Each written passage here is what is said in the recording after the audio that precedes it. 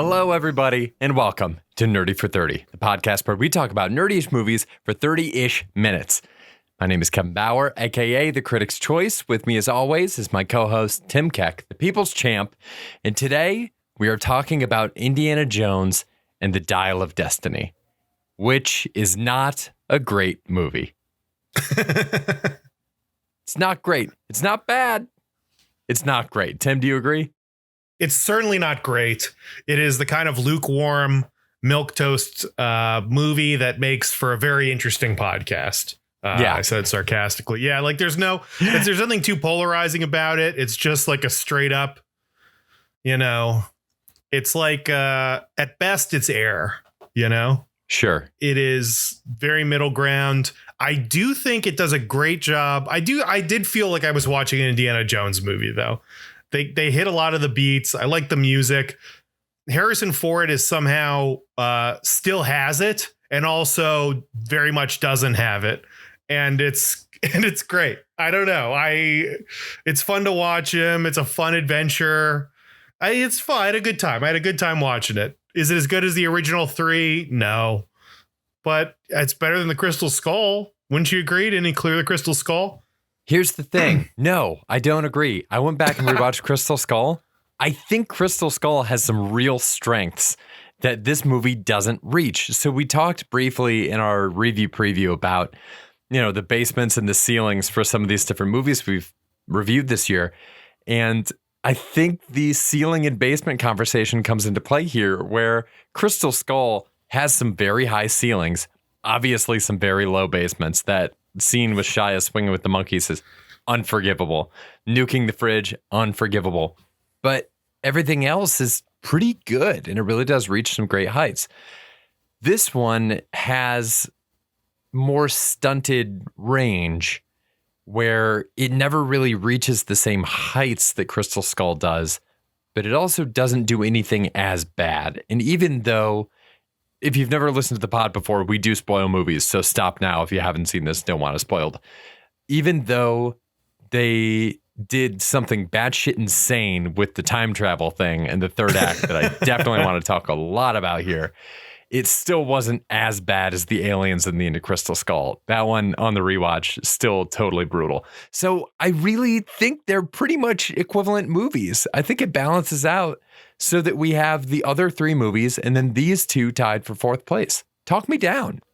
Maybe I need to rewatch Crystal Skull because I don't remember anything good about it or honestly anything too bad about it. The fridge thing, it's like, I know everybody's like the fridge thing is insane, but they don't know how sturdy those fridges were back in the 60s. They were industrial strength.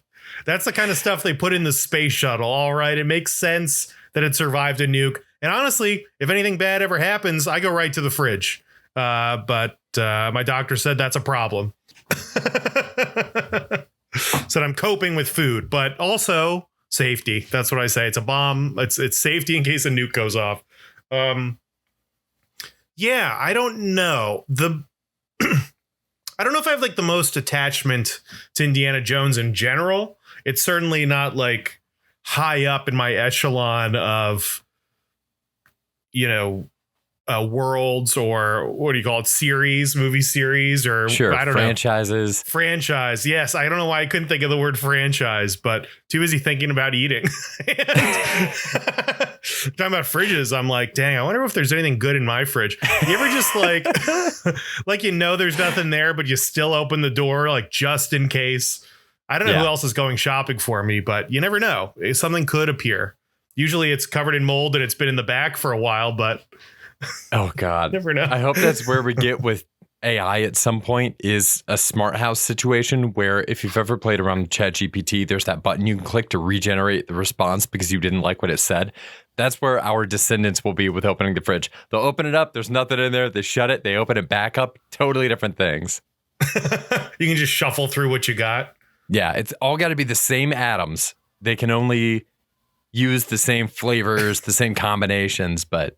So it's like an apple, but then it's like apple, but looks like spaghetti. And then it's like apple that looks like a meatloaf, but it's still apple. Yeah, I guess you're right. This is a nightmare scenario.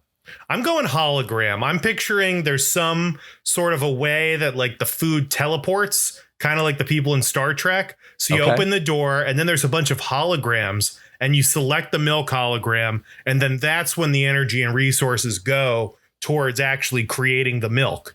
And then you can, reach through. So you can just kind of shuffle for a few things. Because I think people, it's like the movie theater, you can bring the joy of media into your own home now. You can just turn on Netflix or HBO or whatever. Actually, not Netflix. I'm not supporting Netflix anymore after they cut me off from my parents' account. Fuck Netflix, HBO all the way, I guess. And you reach in the fridge and the rustle through the fridge to find something is as nostalgic as walking through a Blockbuster. I think that we can't ever lose that as a society. Speaking of rustling around, they somehow found a very flawless landing. An interesting way to capture the spirit of Indiana Jones, which I thought the opening to this was kind of really fun. And him on the horse out in the street.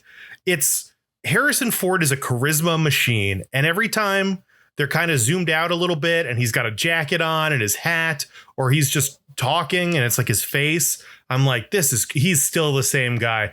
And then, he tries to run and he just looks a little stiff and just does like the old man run. And it's like, they like CGI'd his face at the beginning. It was a little weird. It was a little weird, but a part of me is also like, just go for it. Just do it. Just put Harrison Ford's face on a younger body and have him keep doing stuff, because I don't believe that he's actually hanging from a wall. I don't believe that he's actually like riding this horse. I don't believe that he's actually knocking a man out in one punch. And it's fine. And he's in great shape. He looks great. He's a charisma machine. They even have a shirtless scene up top. Like, wow, look at how cut he is. Look at this guy's ready to go. Like, you can believe this is. And I'm like, he looks like a great in shape old man who I believe it. He's got some pythons. He's done some curls for the girls. It's just if he drops something, is he going to be able to bend over and pick it up? That's my main concern. Like it's a mobility, agility type situation. It's, is a horse galloping through the street going to realign his spine in a way that makes him unable to function for the rest of the film? That's my concern. And I don't know. It definitely took me out of it at parts. How distracting was it to see Harrison Ford's age? It was extremely distracting. It's distracting from two angles: for the actual movie itself and for the fact that Disney dug him up to do this. He should be in Shrinking. Shrinking is the most physical exertion he should be doing right now. I've seen a couple episodes of Shrinking. It's a bizarre and inexplicable show, but it's enjoyable. They know how to make something purely watchable, but I don't fully understand the tone of it while it's happening. But he's doing some comedy in there and mostly sitting on couches. He sits on park benches a lot. He sits in the office. That should be his speed right now. It's very strange to see Indiana Jones as an older guy doing all this and them expecting us as the audience to not be concerned about him while he is doing it. This isn't even... So Harrison Ford, I looked this up. Harrison Ford is 80, call it 79 when they were filming this, playing a 70-year-old Indiana Jones. But this is a 70-year-old in the year 1969. It's not like a modern-day 70-year-old where you have Celebrex and other modern medications that allow people to have greater mobility. It's not like, we don't have MRIs. Fact check me on this. I don't think we were ripping out MRIs in 1969. Left and right, man. Left and right. They're giving them out. It's how they scanned you at the airport in 1969. They'd run you through an MRI. That's what happens when you tax the rich, baby. Go back and watch a movie. Go back and watch Star Wars: A New Hope. Didn't we figure out that there's only like a 14-year age gap between Alec Guinness playing Obi-Wan in the first Star Wars movie and Ewan McGregor playing him now? Look at how different those people look. That's how you aged back then. That is how everyone aged. Golden Girls like aging. Milk in the sun. Yeah. Oh, that's another one. The Sex and the City reboot. I think they are either the same age now or older than the Golden Girls and the Golden Girls pilot. Wild. Yeah. It is a different it is vibe. the future. It's 50 years later. People age differently. We are better at keeping people alive and in good shape. 1969, Indiana Jones is dead 6 seconds into this movie. Just natural cause. He just dies. He's giving his lecture. He hates the fact that everyone is not paying attention to him. That's it. He has the same kind of injuries that Bruce Wayne has in like The Dark Knight Rises, and the doctor God. And like Tom Lennon comes in and he's like, you have no cartilage in your knees. and he needs like a full body brace. And this is fucking Batman. And he needs some machine exoskeleton in order to walk. And Indiana Jones is just like, yep, been shot 9 times and I'm still kicking. It's a little bit of a stretch. I especially because physicality is such a big part of Indiana Jones. Yes. Him running around, him dodging stuff. It's this weird action tier where I would put a lot of Jackie Chan stuff, like a Shanghai Noon, or even like a Jungle Cruise or kind of Pirates of the Caribbean-esque, where there's just a lot of movement and the action is them coming up with a creative way to move through the scenery and to move through their environment and utilize it in an intelligent way to like outsmart the bad guy or to get through a cave. I was excited when they went like back underground and they were doing like the cave exploring and they're in the dark. I like when they're doing the archaeology stuff. They really captured that. And young CGI Indy was kicking all kinds of ass. He's running all over the place. He's sliding off things. They're fighting on a train. And it's like, okay, this is what I'm expecting from Indiana Jones. I'm a little surprised. First off, Phoebe Waller-Bridge, amazing. She's just so good. Incredible. No notes. She's brilliant. I would love to hang out with her. She just seems like a cool person, a great hang. Phoebe Waller-Bridge. What can she do? She's incredible. I was kind of wondering if she would be taking on the physical load that Harrison Ford couldn't. And I don't think she did. She wasn't doing action scenes. She wasn't outsmarting people. She was kind of doing the kind of physical activity that Harrison Ford should have been doing. Yeah. She like climbs a wall very convincingly. And I guess ultimately, jumping ahead, I don't know if I necessarily see a passing of the torch here. I don't think Phoebe Waller-Bridge as a character in this film didn't have enough to do to prove that she could be the next Indiana Jones or that she could carry her own franchise going forward. I certainly, especially with that kid she's with, like, we don't need to see him again. He's like a little black hole of charisma. It's just kind of all getting sucked away. Whatever Phoebe is like putting out, he is just storing it away for later. And whatever, he's a kid, so whatever. Shouldn't be criticizing this guy. That kid is going to come back in 50 years and sweep the Oscars. That is the trajectory. That is how that happens. Yeah, he'll be sweeping up the theater after everybody leaves. That guy isn't good for a goddamn thing, dude. What an uninteresting person who just seems like just has no interest in what's going on. Uninteresting. We're talking about a kid that murdered a man in cold blood in this movie. Now, granted, that man was a Nazi, so he was doing the world a service. But this guy's what? He's, would you say 14? Between 12 and 14 in this movie? Helena said she met him when he was 10, and they seemed like they were together for a while. This dude handcuffs a man to a grate underwater, swims away. That's the first notch on his belt. This kid's not slowing down. He's got the taste for it now. She met him when he was 10. So is she like, I don't know, teaching him how to read? Do 10-year-olds know how to read? Is she, part of me was like, oh, so she's like raising this child. I guess 10's like kind of old enough, right? Where you could be picked up by a stranger and be like do a little street rat thing with them and still turn out okay. Tim, I could get picked up by a stranger tomorrow.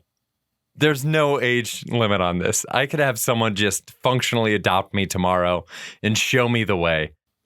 But you would fail in that situation, whereas this guy rose to the occasion. It's and a matter I'm wondering of perspective. what separates him from the pack, Like if it'd be funny if she found him when he was 6 and she like has to change diapers or whatever. I guess I have no concept for age when it comes to children. Like 6, man, I was shitting my pants every day as a 6-year-old. Constant. Oh, getting the demons out. I have no idea when she picked him up.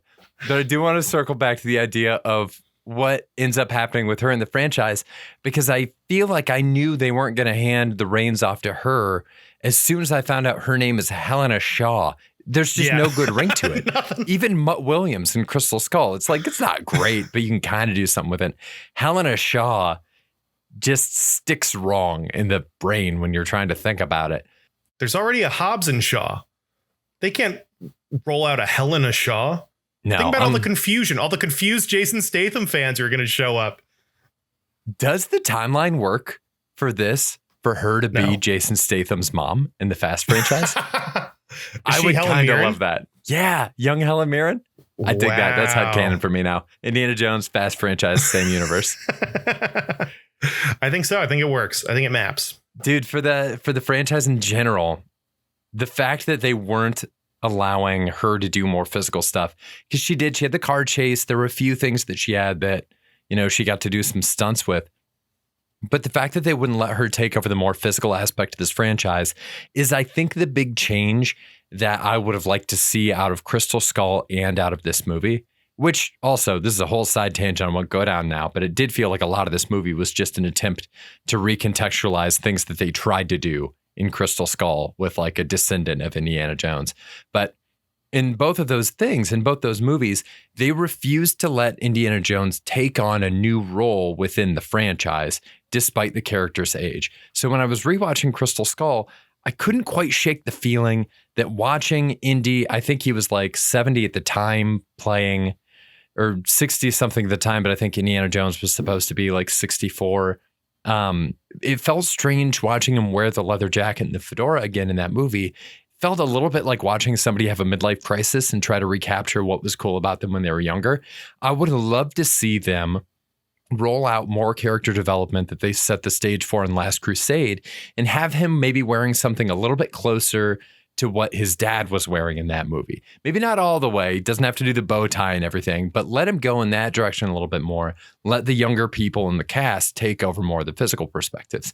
See what happens if we move Indiana Jones into more of the mentor figure role, kind of similar to what they did in The Last Jedi with Han Solo.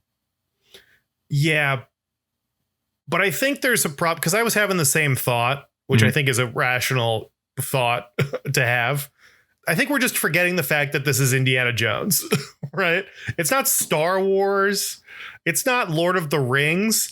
It's named after the guy in it. You can't have, it'd be like if you, I don't know, watched Oprah and Gail's filling in. It's like, what are we doing here? Sure, she's taking on the physical load that Oprah can't, but still, I want Oprah's old timey takes in there. She's doing all the stunts that Oprah can't or won't anymore in that show. Yeah, 10 years into her career, it's won't. But, she can move when she wants to, Oprah. Mm-hmm. It's never a can't for Oprah. They need it needs the hat. He needs to put on, like, I paid to see Indiana Jones. He needs to do something with a whip. He has to put on the jacket. He has to put on the hat. He has to figure out a trap. He has to pick up a MacGuffin and then just ramble about it for a while in a way where I'm like, yeah, that makes sense. Just a MacGuffin, and MacGuffin. And I'm like, yes, of course, the Library of Alexandria. And then they travel to some other part of the world. He's like, I don't like snakes. And then that's kind of the end of the movie. Usually something insane happens, aliens, time travel, whatever. But we need to hit the Indiana Jones notes. We need the music. We need all that stuff. This is purely a nostalgia bag at this point. And I think it's done after Harrison Ford. I don't think there's any way to pass it on in a way that would make sense. Unless, the next movie can't be Helena Shaw. It's got to be, Jungle Cruise or something. They could just call it Temple of Doom or whatever the equivalent is and have Helena Shaw in it. But I don't know. I don't see people coming out for it, which is a bummer because I love Phoebe Waller-Bridge. I think she's a star, but I don't think she has star power yet, at least in the movie industry. I think, I'm right there with you. I love her. I think she's still building a wider reputation with audiences. But I think even if she were a huge star, naming a movie Helena Shaw is a strike against the movie just because that really name is not compelling. Indiana Jones, it's got a great ring to it. It's the perfect number of syllables. It just feels good to say. Helena Shaw does not stick in the same way. That's really unfortunate. I wish they had given her a better name. It's a weird gripe, but I really wish they'd given her a better name. Yeah, pick a boring last name and a state, and you're good to go.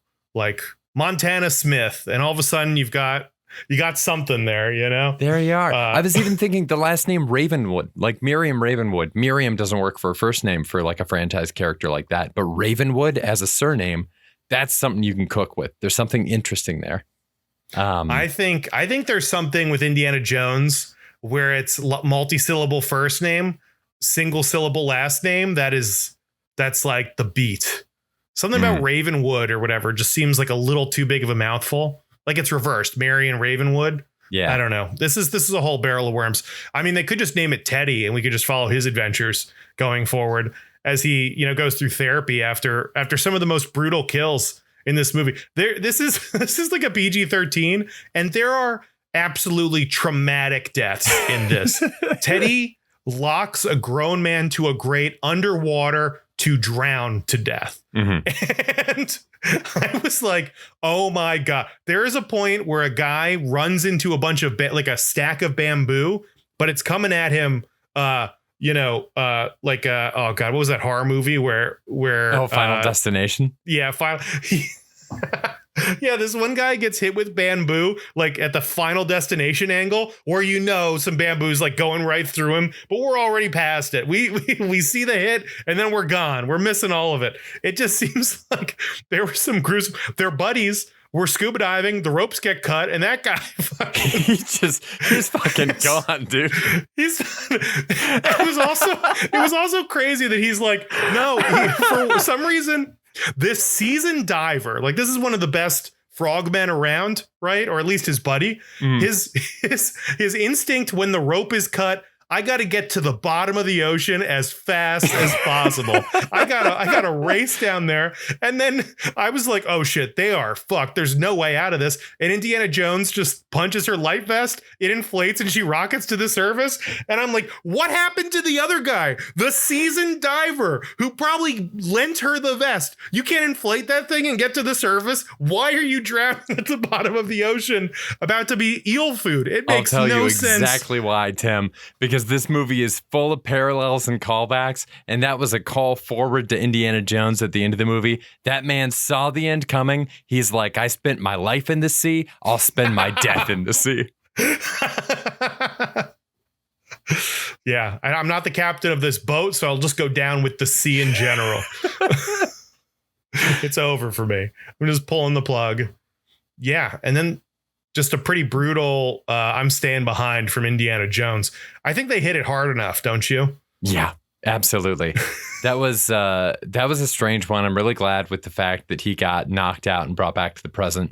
For a hot second, I thought they were heading towards a situation where he actually stays there. They go back to the present and then look at the tomb next to Archimedes, and it's just the fedora inside of the tomb, or like a fedora sculpted onto a tomb. I hated the time travel. I know that there are supernatural elements in all the other movies. I've seen that argument all over the place. I'm aware of the fact that the theme of this movie is that Indiana Jones didn't feel like he belonged in his present anymore, and he was obsessed with history, and yet was blind to the fact that history was happening all around him, and he resented the modern day and all that. I'm aware of it all. But that's another uniting factor of Crystal Skull in this movie, is that there's too much of the supernatural thing. It also doesn't help that I feel like time travel and aliens are two big flavors that really influence the rest of the dish. And I kind of feel like it's hard to drop those things in there unless the entire movie is constructed around the idea of them. And I just don't think it's compatible in the same way that them opening the Ark of the Covenant and some spirits coming out, but then they don't even look at it, or the Holy Grail doing something that's mystical, but not completely batshit insane. There's no CGI Jesus that comes out and heals Sean Connery's bullet wound. It's just, he pours a little bit of water from Magical Cup on it. It's all more based in history, so it feels nicer. It's mythology. Yeah. The first three are mythology, and he's hunting myths and they're legends. They're real stories that we still tell today.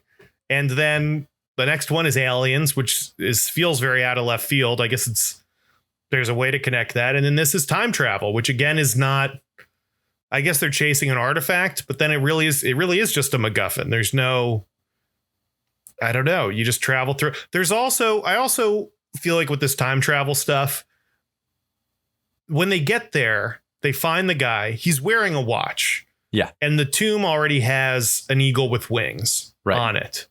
So this stuff already happened.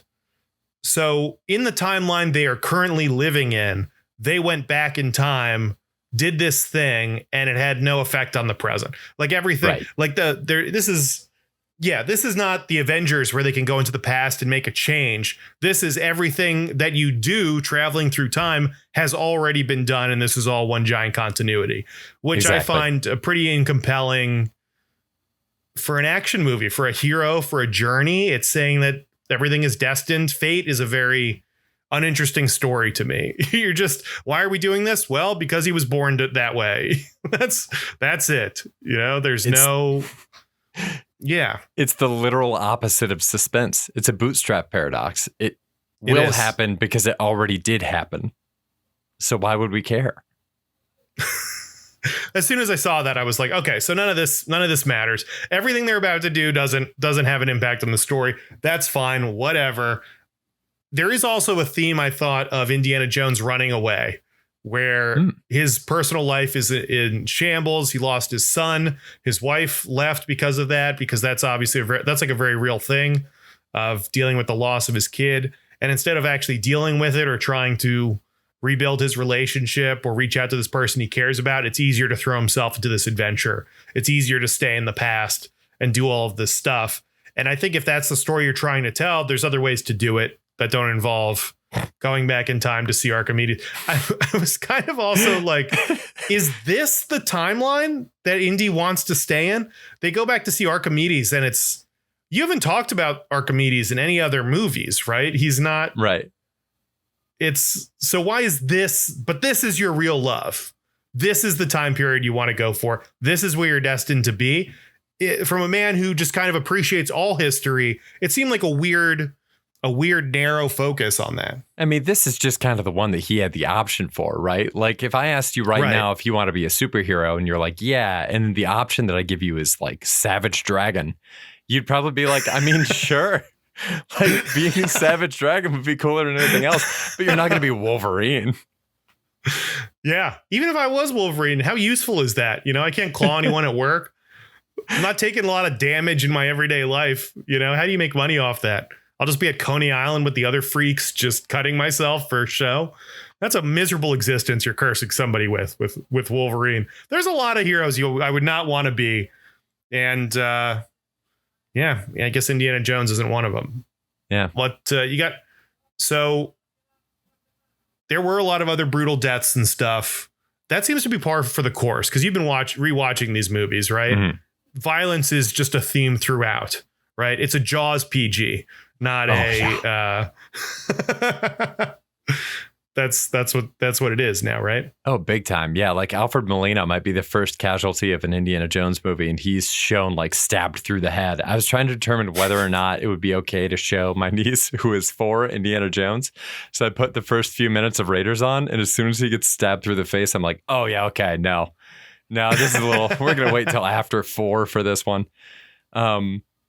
Yeah, even Crystal Skull, a guy I think more horrific than anything we saw in this. A guy is carried by giant ants into an anthill. Like he's getting eaten already by these like 3-inch long ants, and thousands of them carry him into an anthill. That's the worst death I can imagine. Terrifying. I mean, I had nightmares as a kid.